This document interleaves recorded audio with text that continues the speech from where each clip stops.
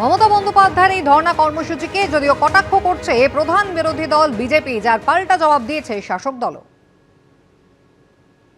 প্রথম দিন থেকে যাতে এসআইআর না হয়, যাতে ওনার অনুপ্রবেশকারী রোহিঙ্গা ভোটাররা রয়ে যায়, উনি সেই চেষ্টা করেছেন। আর আজকের নাটক যে আপনি বাংলার মানুষের চিন্তা করেন, আপনি কোনো চিন্তা করেন না। 5ই মে রাত 12টার মধ্যে নতুন সরকার যদি না হয়, রাষ্ট্রপতি শাসন হচ্ছে এবং মুখ্যমন্ত্রী দেখে নিন কি করবেন। সারের প্রক্রিয়ার বিরুদ্ধে যে উনি এই আন্দোলনগুলো করছেন, তাতে সেটা তো খালি দলের মানুষকে ঢুকিয়ে দিন এ কথা বলছেন না। বাদ যাচ্ছে যারা, তারা তো অন্য দলেরও সমর্থক হতে পারে। তাহলে গোটা সব মানুষকে নিয়ে তার আন্দোলন, প্রতিবাদটা যখন তিনি গোড়ার থেকে করেছেন, বিরোধীতে যখন ছিলেন তখন থেকে যে প্রতিবাদ করেন, আজও অন্যায়ের প্রতিবাদ করেন, মাটিতে থেকে করেন, রাস্তায় থেকে করেন। এসআইআর নিয়ে আজকের এই কর্মসূচি থেকে মমতা বন্দ্যোপাধ্যায় কি বার্তা দেন, অবশ্যই সেদিকে সকলের নজর থাকবে। তবে মেট্রো চ্যানেলে ধর্মতলায় মমতা বন্দ্যোপাধ্যায়ের এই ধর্ণা অবস্থান কিন্তু নতুন কিছু নয়। বিরোধী নেত্রী থাকাকালীন একাধিকবার তাঁকে এখানে দেখা গিয়েছে। সিঙ্গুরে জমি অধিগ্রহণের প্রতিবাদে এই মেট্রো চ্যানেলেই অনশনে বসেছিলেন মমতা বন্দ্যোপাধ্যায়।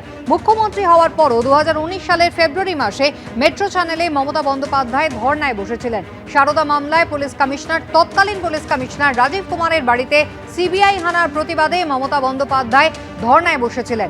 আর এবার এসআইআরে চক্রান্ত করে বৈধ ভোটারদের নাম বাদ যাচ্ছে, এরই প্রতিবাদে সেই মেট্রো চ্যানেলেই ধর্ণায় বসতে চলেছেন মমতা বন্দ্যোপাধ্যায়। দুপুর 2টো থেকে আজকে তিনি বসবেন এবং তৃণমূল সূত্রে জানা যাচ্ছে এখান থেকেই তার পরবর্তী কর্মসূচির কথা তিনি ঘোষণা করবেন।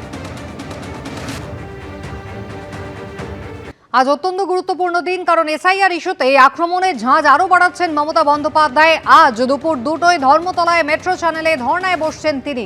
আজ রাতভর তিনি সেখানে থাকতে পারেন সূত্র মারফত, কিন্তু এমনটাও জানা যাচ্ছে। এর আগে এসআইআর ইস্যুতে পথে নেমে মমতা বন্দ্যোপাধ্যায় প্রতিবাদ করেছেন, মিছিল করেছেন, আপনারা জানেন। এমনকি ভুক্তভোগীদের এ রাজ্য থেকে তিনি দিল্লি নিয়ে গিয়েছেন, যেখানে জ্ঞানেশ কুমারের সঙ্গে সাক্ষাৎ করেছেন। 1.5 ঘন্টার বৈঠকের পরে বয়কট করছেন সেই ঘোষণাও করেছেন। কিন্তু এখানেই থামেননি। তারপরে 4 ফেব্রুয়ারি তাকে সুপ্রিম কোর্টে দেখা গিয়েছে, নিজে দাঁড়িয়ে তিনি সওয়াল পর্যন্ত করেছেন। আর তারপর আন্দোলনের তেজ কিন্তু মমতা বন্দ্যোপাধ্যায় আরও বাড়াচ্ছেন। ইতিমধ্যেই 28 তারিখ চূড়ান্ত ভোটার তালিকা সামনে এসেছে, যেখানে 63.5 লক্ষ ভোটারের নাম বাদ গিয়েছে, 60 লক্ষ ভোটার এখনো বিবেচনাধীন। আর এরই প্রতিবাদে মমতা বন্দ্যোপাধ্যায় আজ থেকে ধর্ণায় বসতে চলেছেন। অভিষেক বন্দ্যোপাধ্যায় 1 তারিখই ঘোষণা করেছিলেন মমতা বন্দ্যোপাধ্যায়ের আজকের এই কর্মসূচি।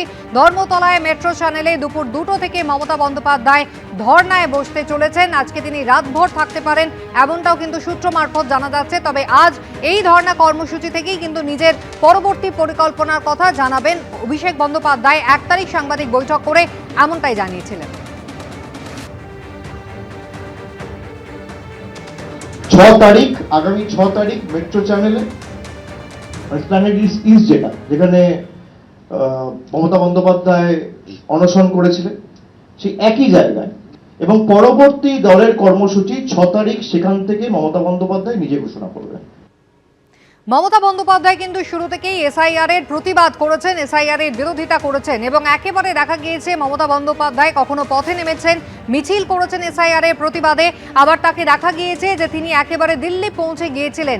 এ রাজ্যে মৃত্যু হয়েছে এসআইআর এর জন্য, এমন অভিযোগ উঠেছিল তৃণমূলের পক্ষ থেকে, এবং তাদেরই পরিবারের কিছু জনকে নিয়ে মমতা বন্দ্যোপাধ্যায় দিল্লি পৌঁছে গিয়েছিলেন এবং জ্ঞানেশ কুমারের সঙ্গে তিনি বৈঠকও করেছিলেন। যে বৈঠক থেকে বেরিয়ে তিনি বয়কট করছেন এমন ঘোষণাও করেছিলেন। এরপর 4 ফেব্রুয়ারি মমতা বন্দ্যোপাধ্যায়কে দেখা যায় একেবারে সুপ্রিম কোর্টে নজিরবিহীনভাবে। রাজ্যের মুখ্যমন্ত্রী তিনি সওয়াল করেছিলেন, এসআইআর এর বিরোধিতা করেছিলেন, মাইক্রো অবজারভার নিয়ে প্রশ্ন তুলেছিলেন।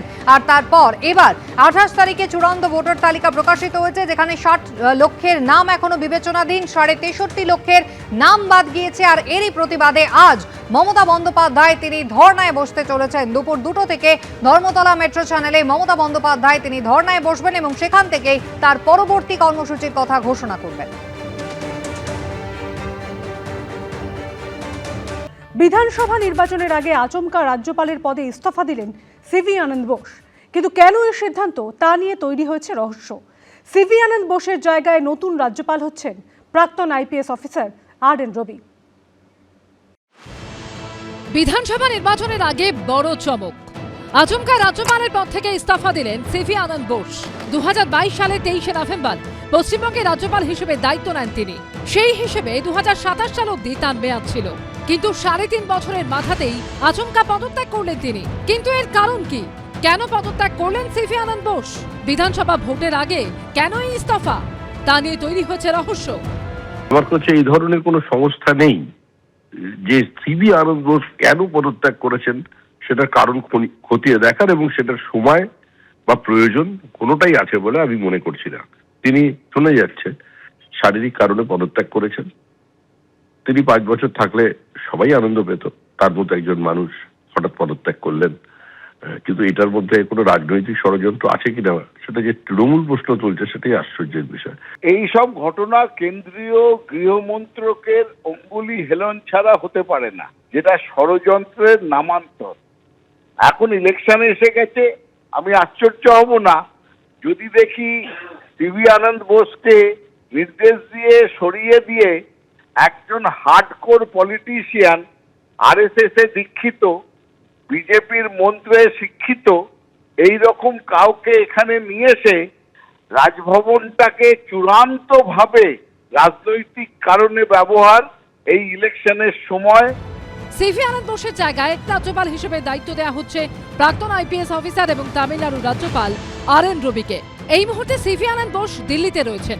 1951 সালে 2 জানুয়ারি সিভি আনন্দ বোসের জন্ম কেরলের কোট্টায়ামে। রাজ্যপাল হওয়ার আগে দীর্ঘদিন প্রশাসনিক কাজের সঙ্গে জড়িত ছিলেন। কেরলের মুখ্যমন্ত্রীর সচিব হিসেবে কাজ করেছিলেন। এছাড়াও কেরল সরকারের বিভিন্ন দপ্তরের প্রধান সচিব হিসেবেও দায়িত্ব সামলান। সিভি আনন্দ বোস রাজ্যপাল হওয়ার পর বিভিন্ন ইস্যুতে তৃণমূলের সঙ্গে তার সংঘাত সপ্তমে পৌঁছয়। হিংসা থেকে দুর্নীতি নিয়ে কড়া মন্তব্য করেন তিনি। আবার বিভিন্ন ইস্যুতে রাজ্যপালের ভূমিকা নিয়ে অসন্তোষ প্রকাশ করেন রাজ্য বিজেপির নেতারাও। এই আবহে প্রশ্ন উঠছে, বিধানসভা নির্বাচনের আগে আচমকা তার পদত্যাগের কারণ কি? তা নিয়ে তৈরি হচ্ছে রহস্য। এবিপি আনন্দ। সিভি আনন্দ বোসের পদত্যাগের পর পশ্চিমবঙ্গের নতুন রাজ্যপাল হচ্ছেন প্রাক্তন আইপিএস অফিসার আর.এন. রবি। 2010 সালে বিধানসভা ভোটের 1 বছর আগে পশ্চিমবঙ্গের রাজ্যপাল হয়েছিলেন এম.কে. নারায়ণন। তিনিও ছিলেন প্রাক্তন আইপিএস অফিসার। আর এবারও ভোটের মুখে রাজ্যপাল হচ্ছেন আরেক প্রাক্তন আইপিএস অফিসার। সামনেই বিধানসভা নির্বাচন, তার আগে আচমকা পশ্চিমবঙ্গের রাজ্যপালের পদ থেকে ইস্তফা দিলেন সিভি আনন্দ বোস। তার জায়গায় পশ্চিমবঙ্গের রাজ্যপাল হলেন আর.এন. রবি। তাকে তামিলনাড়ু থেকে পশ্চিমবঙ্গে পাঠালো কেন্দ্রীয় সরকার। সিভি আনন্দ বোস ছিলেন প্রাক্তন আইএএস অফিসার, আর.এন. রবি প্রাক্তন IPS officer. C V Ananda Bose রাজ্যপাল হওয়ার আগে প্রশাসনিক কাজের সঙ্গে জড়িত ছিলেন। আর.এন. রবি সিবিআই ও আইবির প্রাক্তন অফিসার। 1.5 দশক আগে এ রাজ্যের রাজ্যপাল পদে বসেছিলেন এক প্রাক্তন আইপিএস অফিসার। সেই সময়টা ছিল বিধানসভা ভোটের বছরখানেক আগে। 2010 সালে পশ্চিমবঙ্গের রাজ্যপাল হন এম.কে. নারায়ণন। তিনি ছিলেন প্রাক্তন আইপিএস অফিসার এবং কেন্দ্রীয় গোয়েন্দা বাহিনীর প্রাক্তন প্রধান। 1 বছর পর 2011 সালে এ রাজ্যে ক্ষমতার পালাবদল হয়। বাম সরকারকে সরিয়ে ক্ষমতায় আসে তৃণমূল। 1.5 দশক পর বিধানসভা ভোটের ঠিক আগে পশ্চিমবঙ্গের রাজ্যপাল পদে বসছেন এক প্রাক্তন আইপিএস অফিসার আর.এন. রবি। আর.এন. রবি 1976 ব্যাচের আইপিএস অফিসার। সিবিআই এর অ্যান্টি করাপশন বিভাগ, সেন্ট্রাল ইন্টেলিজেন্স ব্যুরোর গুরুত্বপূর্ণ পদে ছিলেন। প্রধানমন্ত্রীর দপ্তর বা পিএমও থেকে যে জয়েন্ট ইন্টেলিজেন্স কমিটি তৈরি করা হয়েছিল তার চেয়ারম্যান ছিলেন আর.এন. রবি। 2018 সালে আর.এন. রবিকে ডেপুটি ন্যাশনাল সিকিউরিটি অ্যাডভাইজার হিসেবে নিয়োগ করা হয়। অর্থাৎ অজিত ডোভালের ডেপুটি হিসেবে কাজের অভিজ্ঞতা রয়েছে তাঁর। 2019 সালে নাগাল্যান্ডের রাজ্যপাল করা হয় তাঁকে। এরপর 2021 সেপ্টেম্বরে তামিলনাড়ুর রাজ্যপাল হন তিনি। 2014 সালে যে নাগা শান্তি আলোচনা হয়েছিল তাতে মধ্যস্থতাকারী ছিলেন আর.এন. রবি। এবার পশ্চিমবঙ্গের রাজ্যপাল হলেন তিনি। কিন্তু বিধানসভা ভোটের ঠিক আগে সিভি আনন্দ বোসের আচমকা পদত্যাগের কারণ কি? তা নিয়ে তৈরি হয়েছে রহস্য। এর মধ্যে সংবাদ সংস্থা পিটিআইকে সিভি আনন্দ বোস বলেছেন, আমি পদত্যাগ করেছি। আমি 3.5 বছর ধরে পশ্চিমবঙ্গের রাজ্যপাল ছিলাম। আমার জন্য এটা যথেষ্ট। এবিপি আনন্দ। এবিপি আনন্দ, এগিয়ে থাকে, এগিয়ে রাখে।